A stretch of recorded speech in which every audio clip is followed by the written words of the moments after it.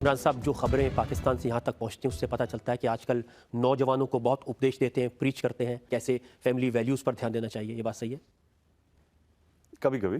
लेकिन आप जो लोगों को बताते हैं वो अपने ऊपर तो आपने इम्प्लीमेंट किया नहीं। जब आप नौजवान थे तब आपने क्या क्या हरकतें की थी, जब आप लंदन में रहते थे, उसका चिट्ठा तो लोगों को मालूम ही होगा।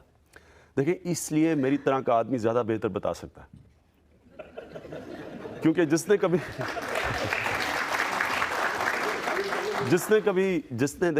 कभी ना मगरिब देखा हो, ना उसने किसी फेज़ से गुजरा हो, वो कैसे लोगों को बता सकता है। मेरी तरह का आदमी जिसने सारे फेजेस देखे, जिसने मगरिब के कल्चर को बड़े करीब से देखा, जो मगरिब में अपनाया गया, और जिसने फिर दो कल्चर को एनालाइज किया, उनकी ताकत देखी, उनकी कमज़ोरियाँ देखी, तो मेरी तरह का आदमी ज़्यादा क्वालिफाइड है नौजवानों को बताने के लिए कि उनको किस चीज़ से बचना चाहिए, किस चीज़ के ऊपर गौर करना चाहिए। एक बंदरों की तरह किसी और कल्चर को कॉपी नहीं करना चाहिए। तो ये मेरे से मैं समझता हूँ नौजवान ज़्यादा सुनेंगे बजाय उसके जिसको पता ही नहीं। लेकिन आपको भी बताया था जब आप लंदन जा रहे थे 20 साल की उम्र में, तो आपकी माँ ने आपको कहा था कि बेटा ये जो गोरी मेम है इनसे दूर रहना। मेरी वालदा ने सिर्फ ये कहा था कि पाकिस्तानी औरत से शादी करना, और वो इसलिए उसने कहा था कि वो मेरी वालदा चाहती थी मैं पाकिस्तान में रहूँ। उनको ये ख़तरा था कि अगर मैं इंग्लैंड में शादी करता हूँ तो मैं अपना मुल्क छोड़ के इंग्लैंड इसलिए चला जाऊँगा क्योंकि मेरी बीवी पाकिस्तान में नहीं रह सकेगी। लेकिन हुआ ये कि हर रोज़ आपका जो घर है वो डिस्कोथिक बन गया था, एक तरह का लिविंग रूम। वहीं रहते थे, जो टी शर्ट पहनते थे उस पर लिखा होता था big boys play at night. मेरा लिविंग रूम डिस्कोटेक कभी भी नहीं बना। और big boys play at night की टी शर्ट, वो असल में हम उन दिनों में वर्ल्ड सीरीज़ क्रिकेट खेलते थे कैरी पैकर की ऑस्ट्रेलिया में, वो हमें सबको उन्होंने वो नाइट क्रिकेट को प्रमोट करने के लिए उन्होंने टी शर्ट्स दी। लेकिन बहुत सारी ऐसी हरकतें थी जो टी शर्ट पर लिखी नहीं होती थी। देखिए, ये तो अब आपका जो इमेजिनेशन है ये ज़्यादा आगे जा रहा है। जो भी हरकतें होंगी, कोई ऐसी, मैं एक नॉर्मल अपने ज़माने का नौजवान था, और कभी अपने आप को ये नहीं समझा कि जो मैं कोई प्ले बॉय हूँ, या ये मीडिया में देखिए ना, आपकी मजबूरी होती है, आप मीडिया में आपको प्रोजेक्ट करना होता है, आपको चैनल्स अपने लोगों को दिखानी होती हैं, अखबार बेचने होते हैं। ये खबरें छपती थी, आपको बहुत मज़ा आता था। ये मैं कभी नहीं कहता कि मैं फरिश्ता था, लेकिन मैं कुछ तो माना वो नहीं कुछ तो माना। जी। बहुत सारे नाम आपके साथ ब्रिटिश मीडिया ने जोड़े थे, बहुत लंबी लिस्ट है। एमा सार्जेंट का नाम आपके साथ जुड़ा, लुलू ब्लेकर का नाम आपके साथ जुड़ा, सूसन का नाम आपके साथ जुड़ा, गोल्डी हॉर्न फिल्म स्टार का नाम आपके साथ जुड़ा, मेरी हल्किन का नाम आपके साथ जुड़ा। आपको याद आ रहे होंगे एक एक करके ये सब। लिजा कैम्बेल का नाम आपके साथ जुड़ा, टीवी स्टार अनास्टेसिया कुक, एमटीवी की क्रिस्टीन बेकर। अब कुछ तो सच होगा अगर इतने सारे नाम दिए हैं तो। ये तो भी आपने थोड़े गिने हैं।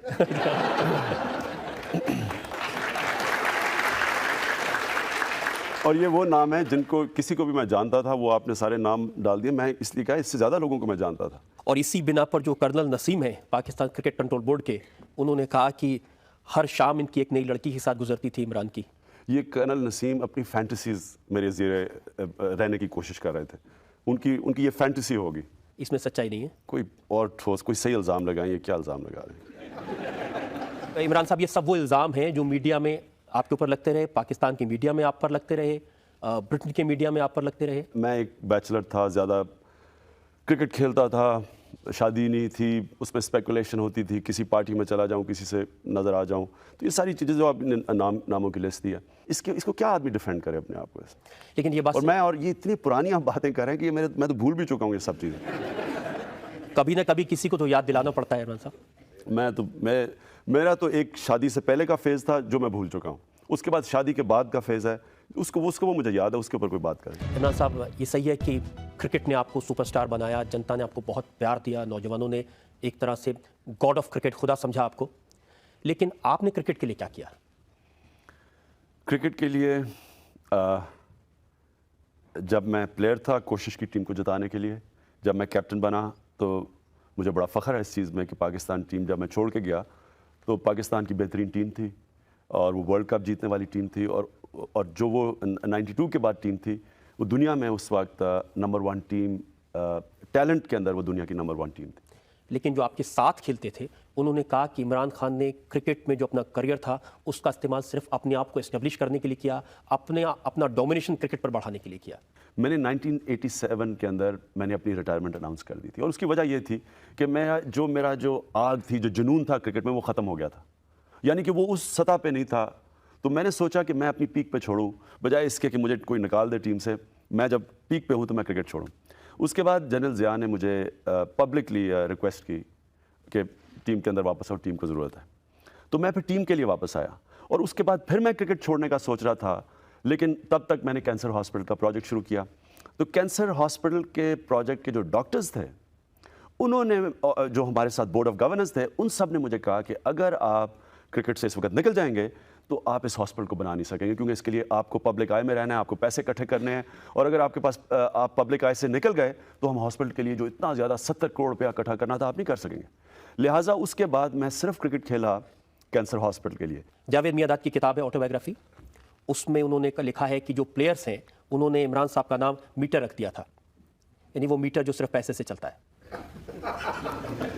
एक्चुअली तो उल्टा हुआ बात, ये जो आप कह रहे हैं मीटर की, कि असल में तो वो टीम जो 3-4 लड़के थे इसमें जो जिनको पैसे की लालच कईयों को ज़्यादा होती है, कईयों को कम होती है, उनका ये ख्याल था कि वर्ल्ड कप में जो लोगों ने खुशी में पैसे देने थे टीम को, वो टीम के पैसे मैं हॉस्पिटल में ना ले जाऊं। दो उन्होंने इल्ज़ाम लगाए। एक तो इल्ज़ाम ये कि जब मैच ख़त्म हुआ तो जो जीत थी, खुशी थी, जो खुमार था, उसमें आपने इस्तेमाल किया अपने कैंसर हॉस्पिटल को पब्लिसिटी देने के लिए। उस वक्त जो आपने स्पीच दी उसमें कहा कि मुझे कैंसर हॉस्पिटल के लिए मदद चाहिए। इसमें तो मुझे कोई शर्म है ही नहीं, क्योंकि मैं तो आपको अर्ज़ की कि मैं तो खेल ही हॉस्पिटल के लिए रहा था, और हॉस्पिटल मेरी ज़ात का हॉस्पिटल तो नहीं था, पाकिस्तान के लिए, पाकिस्तान का वाहिद कैंसर हॉस्पिटल बनना था, तो मैं तो अपने मुल्क के लिए कर रहा था।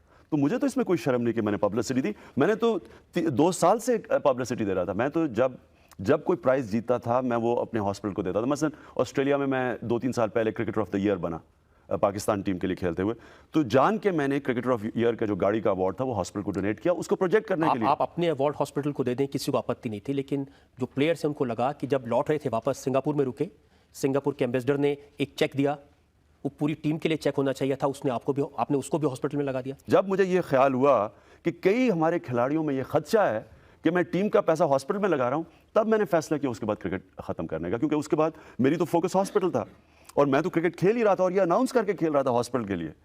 तो इसमें तो कोई, लेकिन ये कहना कि मैं लड़कों का पैसा हॉस्पिटल में लगाऊं, ये तो कभी किसी सूरत में नहीं कर सकता था। और ये जो आप सिंगापुर की बात कर रहे हैं, वो एम्बेसडर अभी भी है, अब सिंगापुर में नहीं है, इस्लामाबाद में है, उसने पैसे ही हॉस्पिटल के लिए इकट्ठे किए थे।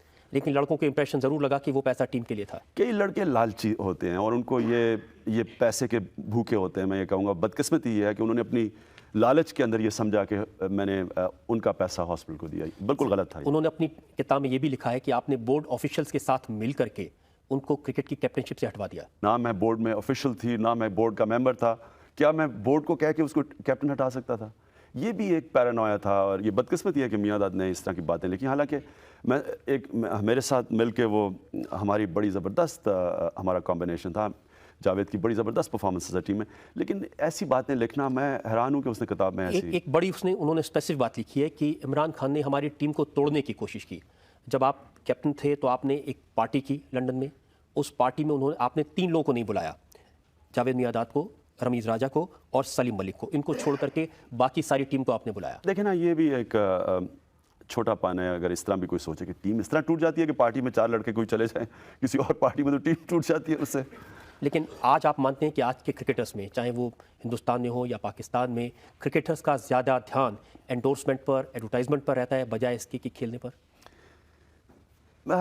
अगर प्रोफेशनल क्रिकेटर है तो अगर वो एडवर्टाइजमेंट्स कर रहा है, स्पॉन्सरशिप कर रहा है, लेकिन अगर वो अपनी क्रिकेट के ऊपर भी फोकस्ड है तो इसमें तो कोई हर्ज नहीं है। सौरव गांगुली ने 5 दिन टेस्ट मैच नहीं खेला ये कहकर के उनको चोट लगी हुई है, लेकिन मुंबई में वो थे और किसी ऐड की शूटिंग कर रहे थे। देखें, अब ये क्रिकेटर्स को ऐसे इल्ज़ाम तो लेने पड़ते हैं। मुझे याद है, मैं जब पहली दफ़ा हिंदुस्तान आया क्रिकेट टूर के साथ, तो मुझे यही रिब इंजरी हो गई और मैं अपनी तब सब पीक पे था, यानी कि जब अपनी सबसे तेज़ तरीन बॉलिंग कर रहा था।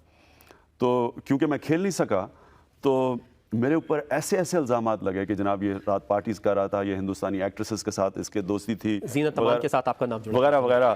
तो उससे मुझे इतना मैं हैरान रहा। खैर, तब मैं अब तो पॉलिटिक्स में रह के अब इंसान को किसी किस्म की तनकीद का फ़र्क पड़ता नहीं है, लेकिन उन दिनों में मैं अभी भी मैं हैरान रह गया जिस तरह की चीज़ें लिखी गई कि लोगों ने कहा हमने खुद उसे पार्टी पे देखा, सुबह के 5 बजे तक जागा हुआ था, शराब पी रहा था, हालांकि मैंने ज़िंदगी में कभी शराब नहीं पी।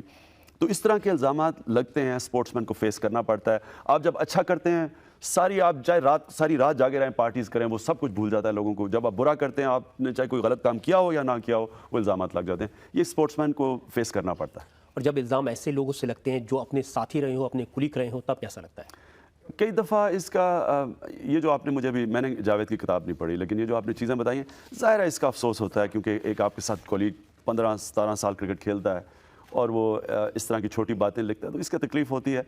लेकिन खैर, इंसान को एक्सेप्ट करना पड़ता है, हर इंसान की अपनी सोच है। एक और आपके साथी रहे हैं सरफराज नवाज़, वो तो लगातार आप पर कोई ना कोई इल्ज़ाम लगाते रहते हैं। उसकी देखिए, एक कुरान शरीफ में एक आयत है, हमारी किताब जो है मुसलमानों की, उसमें आयत है कि अल्लाह ने इंसान को अशरफुल मखलूक़ात पैदा किया, यानी कि सब मखलूक से अजीम। लेकिन जब वो इंसान गिरता है तो वो जानवरों से भी नीचे चला जाता है। ये जानवरों से नीचे चला गया सरफराज नवाज, इसके लिए ऊपर मैं नहीं आगे बात करता। दो उन्होंने हाल ही में इल्ज़ाम, तो वो आपके ऊपर 10 साल से लगा रहे हैं, लेकिन हाल में उन्होंने 2 इल्ज़ाम लगाए हैं जिनका जिक्र करना चाहता हूँ। एक तो उन्होंने कहा कि जितना पैसा आपने हॉस्पिटल के लिए इकट्ठा किया, उसमें से 10 हॉस्पिटल बन सकते थे, आपने बनाया 1 और 9 का गायब। इसका मतलब ये अपना जहन जो इसका है ना, वो बता रहा है। इसका मतलब ये है कि अगर ये हॉस्पिटल बनाने के लिए पैसे इकट्ठे करता, इसने 10वां हिस्सा हॉस्पिटल में लगाना था, बाकी खुद रख लेना था। वो आपने वो अंग्रेजी में एक्सप्रेशन सुना है ना कि it takes a thief to catch a thief, मतलब कि चोर की सोच चोर की तरह होती है। तो वो अपनी तरह, क्योंकि वो चोर की तरह सोच रहा होता है, तो वो फिर उसकी मूव्स कर सकता है। तो ये अपनी सोच बता रहा है कि इसकी क्या सोच थी। एक और इल्ज़ाम उन्होंने लगाया, उन्होंने कहा कि आपने जो हॉस्पिटल बनाया, ये इसलिए बनाया कि जो जूइश फार्मास्यूटिकल कंपनीज़ हैं, जो आपके फॉर्मर इन लॉज की कंपनीज़ हैं, वो कुछ एक्सपेरिमेंट्स करना चाहती थी कैंसर की दवाएं बनाने के लिए, वो इंसानों पर वो एक्सपेरिमेंट हो और वो आपके हॉस्पिटल में हो, इसलिए इस हॉस्पिटल पर इतना पैसा खर्च किया गया। मैंने कहा ना कि जानवरों की सतह से नीचे जा चुका है। इसके ऊपर अब आप इसके लिए कोई ये अंग्रेजी में कहते हैं ना गॉन केस है, इसके ऊपर आगे कोई बात ना करें, क्योंकि ये बेवकूफ़ आदमी है और बेवकूफ़ के अलावा इसमें ये बदनीयत आदमी है। इमरान साहब, जब आप हॉस्पिटल के लिए पैसा मांगने निकले थे तो बेइंतहा सपोर्ट मिली थी आपको। बच्चों ने, नौजवानों ने, बूढ़ों ने, माताओं ने बहुत सपोर्ट दी थी, बहुत पैसा दिया था। उस पैसे का इस्तेमाल किया, आपने हॉस्पिटल बनाया, बड़ा ज़हीन काम किया, लेकिन आपको गलतफहमी हो गई कि उस देश की जनता ने आपको अपना लीडर स्वीकार कर लिया है। और फिर जब आपने पार्टी बनाई तो वो तहरीक इंसाफ के बदले वो तहरीक साफ पार्टी हो गई। देखें, मेरी जो यूनिवर्सिटी में डिग्री थी वो थी पॉलिटिक्स में, तो यानी कि मैं कोई इतना बेवकूफ़ या नाइव पॉलिटिशियन नहीं था कि जब मैं नहीं, जो आपकी डिग्री थी, जब आपने पढ़ाई कर रहे थे, वो मैंने स्टडी किया है, आपको सबसे कम नंबर मिले थे पॉलिटिकल साइंस में।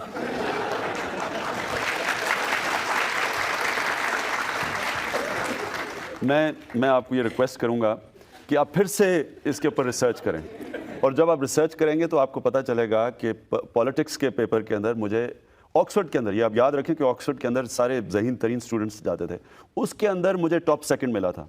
ऑक्सफोर्ड के अंदर पॉलिटिक्स, इकोनॉमिक्स के अंदर मुझे थर्ड सेकंड और इकोनॉमिक्स में थर्ड। इकोनॉमिक्स में कम।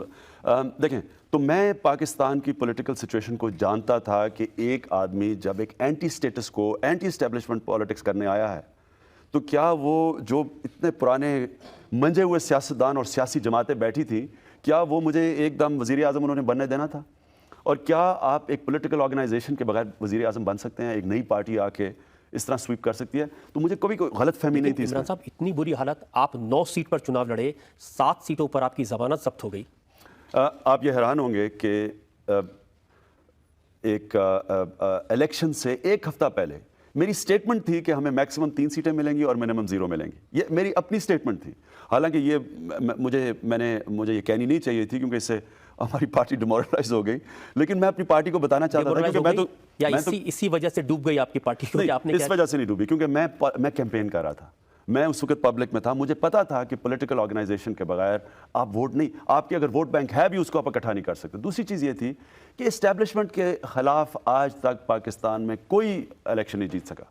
जब इस्टेब्लिशमेंट एक पार्टी के साथ खड़ी हो जाती है, आज तक हमारी तारीख में उसको कोई नहीं हरा सकता। उस वक्त मैं मान लेता हूँ आपकी पार्टी नई थी, आपने जितनी सीटें लड़ी सारी की सारी सीटें हार गए, लेकिन जब 2001 में इलेक्शन हुए तब भी आपकी पार्टी को 0.8% वोट मिले सिर्फ। बिल्कुल ठीक है, और मैं समझता हूँ कि ये भी बड़ी अचीवमेंट थी, और उसकी वजह ये है कि देखें, हम अपने दूसरी इलेक्शन में हमने जनरल मुशर्रफ को उनके 3 साल में 2.5 साल हमने उनकी सपोर्ट की, क्योंकि हम समझे कि जनरल मुशर्रफ ने जो 7 पॉइंट अपना एजेंडा दिया था वो हमारा एजेंडा था, तो हमने उनकी सपोर्ट की। और जब आखिर में हमें ये पता चला कि जनरल मुशर्रफ भी वही स्टेटस क्वो को बहाल कर रहे हैं जिसके खिलाफ हम लड़ रहे थे, तो हमारे रास्ते अलग हो गए। लेकिन जब रास्ते अलग हुए तो इलेक्शन से 3 महीने पहले जब रास्ते हमारे अलग हुए तो ना हम प्रो मुशर्रफ पार्टी रहे और ना अपोजिशन पार्टी रहे, और फिर एस्टेब्लिशमेंट के खिलाफ 3 महीने पहले जाना, इलेक्शन से सिर्फ 3 महीने पहले, तो हम तो फिर सर्वाइवल की हमने जंग लड़ी।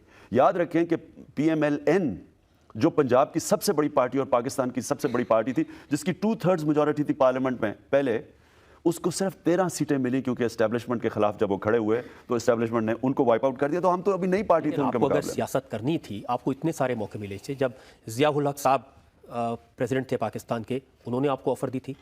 जी, उन्होंने 1988 में मुझे मिनिस्टरशिप की ऑफर दी थी। अगर सियासत करनी थी तो उस समय मिनिस्टर बन जाते। नहीं, तो मुझे तो जनरल मुशर्रफ ने प्राइम मिनिस्टरशिप की ऑफर दी थी। खुद इंटरव्यू में कहा है कि इमरान मेरा प्राइम मिनिस्टर का नॉमिनी था अगर वो मुझे ज्वाइन कर जाता। तो देखें, फेल्ड पॉलिटिशियन आपने बात की, कामयाब पॉलिटिशियन और फेल्ड पॉलिटिशियन में क्या ये फ़र्क है कि वो अपना ज़मीर बेचते हैं, अपने नज़रिए से हट जाए, पावर पॉलिटिक्स करे, तो वो तो बड़ा आसान है कामयाब होना। मैं आज वज़ीर आज़म होता पाकिस्तान का, अगर मेरा मैनिफेस्टो और नज़रिया ना होता तो आज वज़ीर आज़म बन जाता। आपको लगता है कि मुशर्रफ साहब के साथ खड़े होना आपकी गलती थी? बिल्कुल गलती इसलिए थी कि हमने ये समझा कि जनरल मुशर्रफ एक मुल्क में तब्दीली चाहते हैं जिस तरह हम चाहते थे, लेकिन जब नज़र आया कि वो भी वही स्टेटस क्वो की और वही पॉलिटिक्स कर रहे हैं जो पहले चल रही थी, तो गलती इसलिए समझता हूँ कि हम अगर पहले से ऑपोजिशन में चले जाते तो हमारी बेहतर तैयारी होनी थी इलेक्शन के आने तक। आपको ये नहीं लगता कि आप एक शरीफ इंसान हैं और शरीफों का पॉलिटिक्स में कोई काम नहीं है?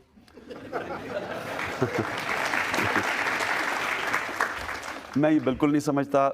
मेरा जो रोल मॉडल है पाकिस्तान में वो मोहम्मद अली जिन्ना है, जो एक प्रिंसिपल्ड इंसान थे, जो सारा पाकिस्तान उनको अभी भी समझता है कि पाकिस्तान का एक ही लीडर आया जिसको कंसेंसस है पाकिस्तान में, और वो एक प्रिंसिपल, एक नज़रियाती, एक सेल्फलेस पॉलिटिशियन थे, और वो हमारे आइडियल हैं। मोहम्मद अली जिन्ना ने पॉलिटिक्स 1910 में शुरू की और 47 में कामयाबी हुई।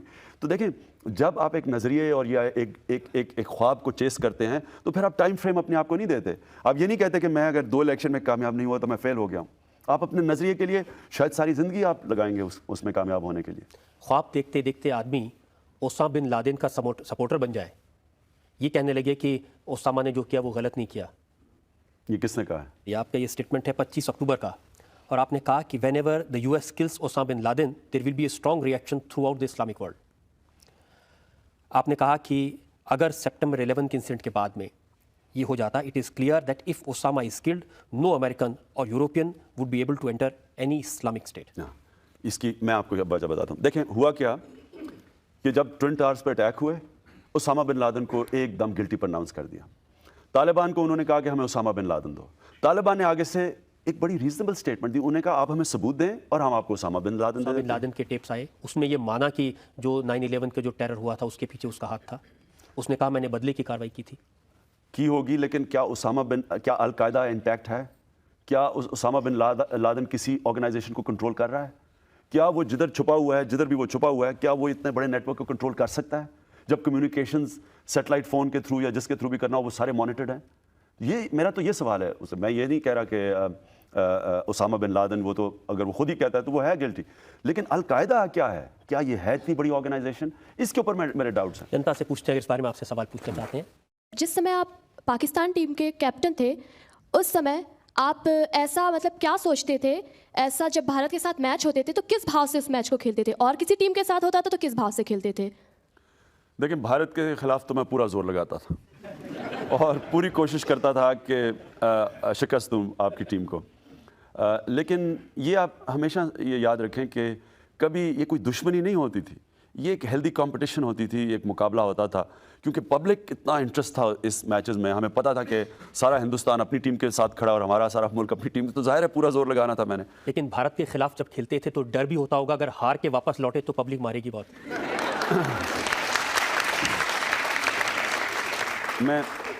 मैं कभी भूल नहीं सकता कि मैं जब यहाँ पहली टूर पे आया और हमारी टीम हार गई, तो मुझे याद है कि हम जब हारे तो हमने फैसला किया कि उस फ्लाइट पे पाकिस्तान पे जाया जाए जब सारा मुल्क सो रहा हो। तो हमने चुन के, सुबह के 4 बजे की एक फ़्लाइट थी, वो चुन के हमने दिल्ली से पकड़ी और चुन के पहुँचे। तो कोई एयरपोर्ट पे नहीं था, सिर्फ कस्टम ऑफिशियल्स थे और इमिग्रेशन ऑफिशियल्स। आप यकीन करें कि उन कस्टम ऑफिशियल्स ने हमें 2 घंटे एयरपोर्ट रोका और एक एक चीज़ हमारी कॉन्फिस्केट की जो भारत से आई थी, मतलब रिकॉर्ड या प्रेजेंट्स मिले, सब कुछ उन्होंने ले लिया हमारे से और 2 घंटे वहाँ में रखा।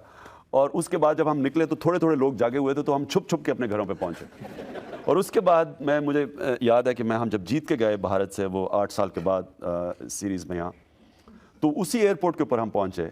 वहाँ 1.5 लाख आदमी एयरपोर्ट के आया हुआ था रिसीव करने, 5 मील तक लोग खड़े थे सड़कों पर रिसीव करने के लिए, और उन्हीं कस्टम ऑफिशियल्स ने कंधों पे हमें उठा के लेके गए।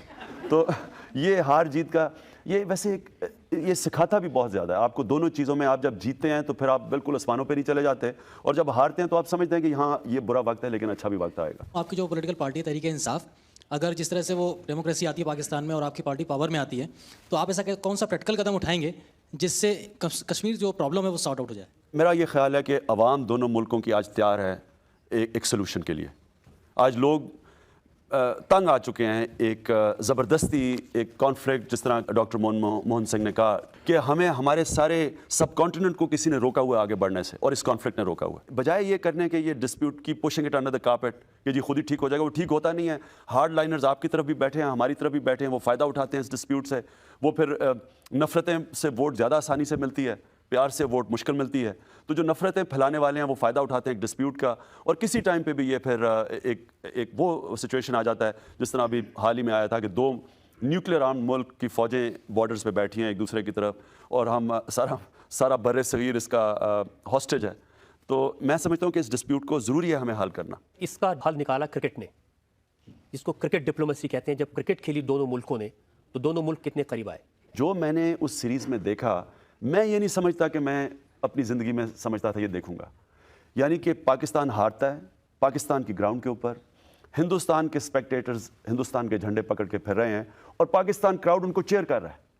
और और फिर वो जो यहाँ से आपके शायकीन गए, उनको लोगों ने, जिस तरह लाहौर में ख़ास तौर पर बड़े हिंदुस्तान से स्पेक्टेटर्स आए, उनको लोगों ने मुफ्त खाने खिलाए, कि उनसे पैसे नहीं लेता था, रेस्टोरेंट्स में लोग उनसे। तो यानी कि ये एक पब्लिक में एक डिज़ायर है, एक ख्वाहिश है कि ये दोनों मुल्क इकट्ठे हों और ये झगड़ा ख़त्म हो। सिर्फ मुझे एक अफसोस ज़रूर हुआ कि हमारे जो क्रिकेटर्स थे उन्होंने इतनी ज़्यादा हॉस्पिटैलिटी दिखा दी हिंदुस्तान टीम को कि आराम से इतनी बुरी तरह हार गए, उसका ज़रूर अफसोस हुआ।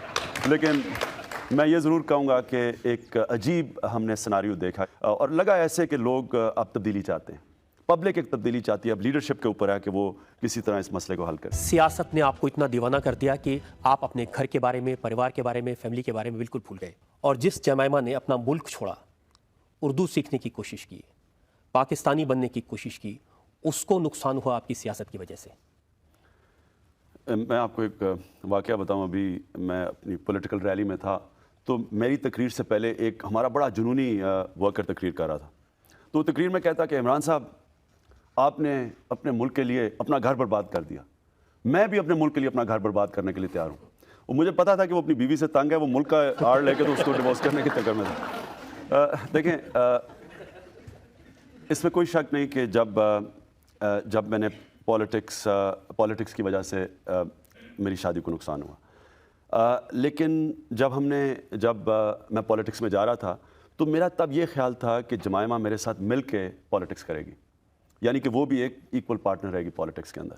लेकिन बदकिस्मती ये हुई कि जब मैंने पॉलिटिक्स शुरू की, तो जो मेरे अपोनेंट्स थे, जो मेरे पॉलिटिकल अपोनेंट्स थे, उन्होंने, क्योंकि मुझे अल्लाह ने एक स्टेचर दिया था पाकिस्तान में और मेरी क्रेडिबिलिटी थी, क्योंकि वो मुझे अटैक नहीं कर सकते थे, उन्होंने सारा अटैक जमाइमा पे किया। आपकी वजह से उनके जू होने को इशू बनाया गया। उन्होंने मेरी शादी को एक ज़ायनिस्ट लॉबी का हिस्सा बना दिया, वो उसको अटैक किया। फिर उसके ऊपर बाद में टाइल्स का केस एक गवर्नमेंट ने करवा दिया मुझे एम्बैरस करने के लिए। फिर उसको कहा कि वो सलमान रुश्दी की स्टूडेंट थी, क्योंकि उसकी डिग्री में किताब थी। सारा वक्त उन्होंने उसके ऊपर अटैक रखे। उसका ये नतीजा हुआ कि वो बिल्कुल मेरे साथ पॉलिटिक्स में हिस्सा नहीं ले सकती थी, हमें उसको पॉलिटिक्स से पीछे रखना पड़ा। जब वो पीछे रखा गया, तो जाहिर है मेरा जितना टाइम हम इकट्ठा गुजारना चाहिए था, वो नहीं हम गुजार सके। और जो क्रॉस कल्चर मैरिज होती है, उसके अंदर आपको बाकी शादियों से ज़्यादा वक्त देना चाहिए। और हम क्योंकि मेरी जो मेरी पॉलिटिकल लाइफ थी उसकी वजह से बजाय ज़्यादा कम और वक्त दिया मैंने, और ज़ाहिर उससे नुकसान हुआ शादी को। तो आज आपको क्या लगता है, आपको सियासत नहीं करनी चाहिए थी या ये वाली शादी नहीं करनी चाहिए थी? देखें इंसान की एस्पिरेशंस होती हैं। मैं एक वो इंसान रहा हूँ हमेशा जिसको कुछ ना कुछ जुनून रहा। क्रिकेट का जुनून 9 साल की उम्र में शुरू हुआ, फिर 9 साल हस्पताल का जुनून रहा जब मेरी वालदा को कैंसर हुई और उससे उनकी वफ़ात हुई। तो एक पॉलिटिक्स का मैं पॉलिटिकल करियर तो ढूंढ नहीं रहा था।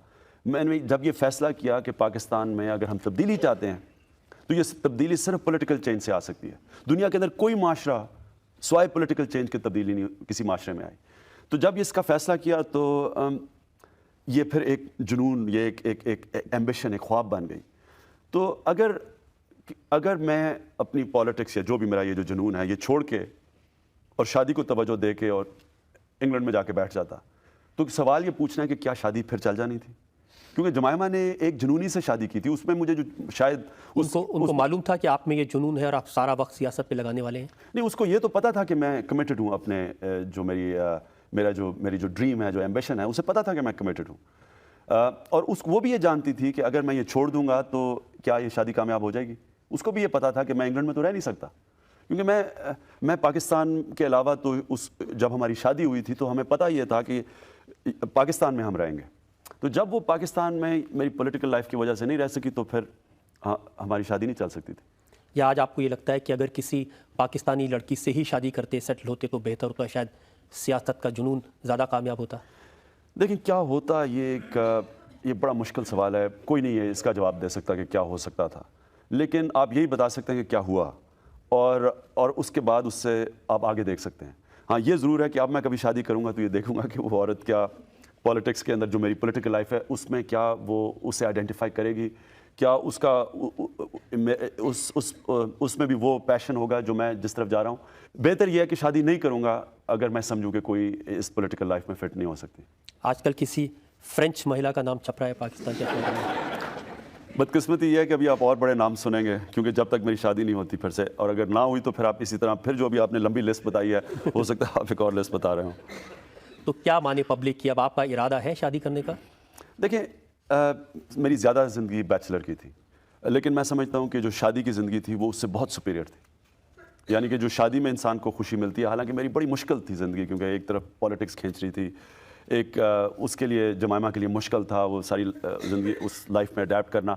लेकिन उसके बावजूद मैं ये कहूँगा कि जो शादी की ज़िंदगी की खुशी थी वो बैचलर लाइफ से बहुत बेहतर थी। तो आइडियल तो ये है कि मैं फिर से शादी करूँगा, लेकिन क्या वो शादी नहीं करूँगा अगर मैं ये समझूँ कि मैं उसको कामयाब नहीं कर सकता। ये तो आपका अपना ख्याल है, जमाइमा ने क्या कहा, उनका दिल टूटा किस लिए?